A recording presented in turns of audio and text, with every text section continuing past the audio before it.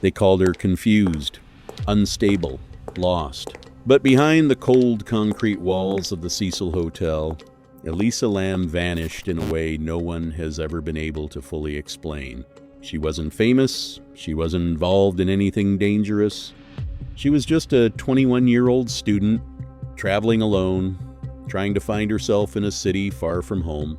But what happened next turned her into one of the most disturbing, unsolved mysteries of modern time.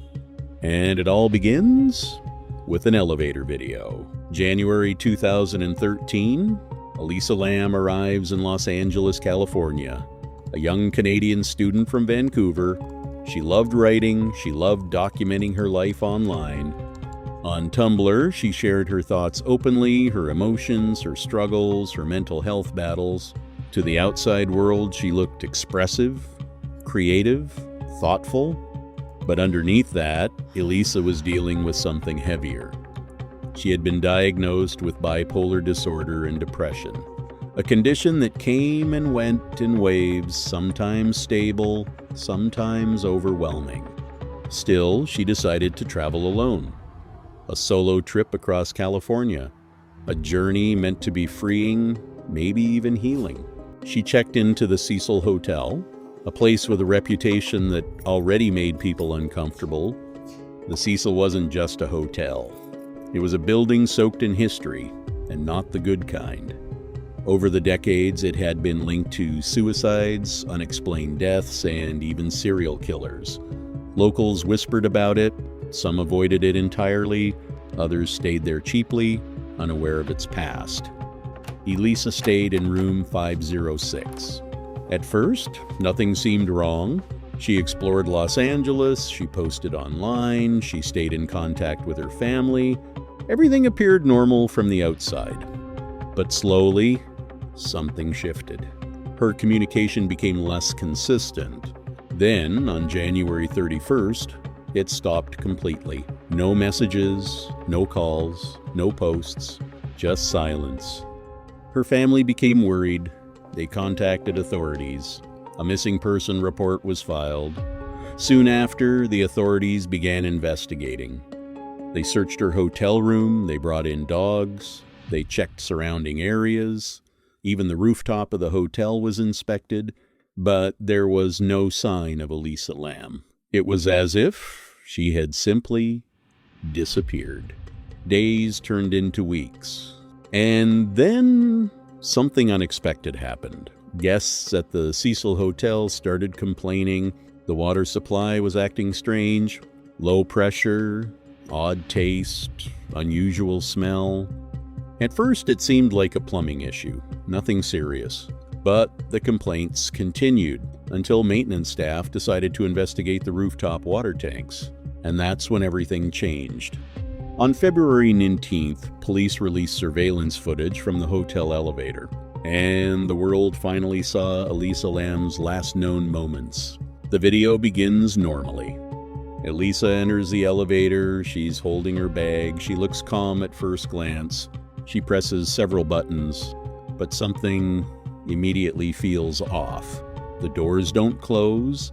She steps slightly backward, then forward again. She presses more buttons, almost randomly. Still nothing. The elevator remains open, then her behavior changes.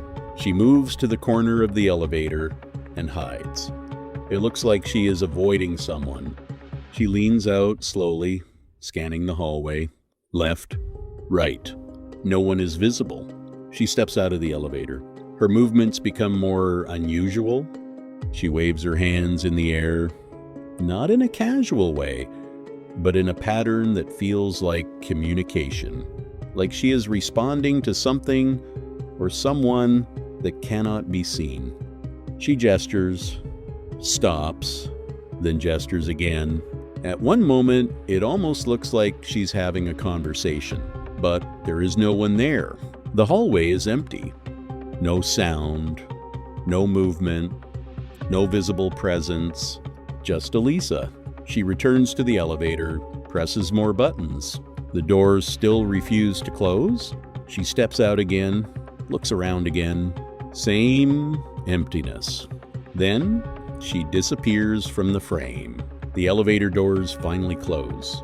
That was the last clear visual record of Elisa Lam alive. The video spread across the internet almost instantly.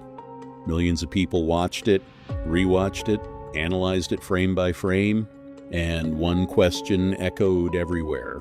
What was happening to her in that elevator? Some people believe she was experiencing a severe mental episode, possibly triggered by stress, travel, and medication imbalance. Her bipolar disorder became a central explanation in many discussions. The investigation took a darker turn. On February 19th, the same day the video gained attention, maintenance workers finally inspected the rooftop water tanks. There were multiple large tanks supplying water to the entire hotel. One of them had its lid slightly open. Inside that tank, they found Elisa Lam's body. The missing student had been inside the hotel's water supply. The discovery shocked investigators, but it also raised more questions than answers. How did she reach the rooftop?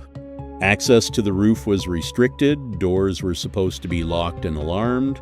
According to police reports, there was no sign of forced entry and no alarm activation recorded. Then there's the water tank itself. It was large, but not easily accessible. Climbing into it would require effort. The lid was heavy and difficult to move.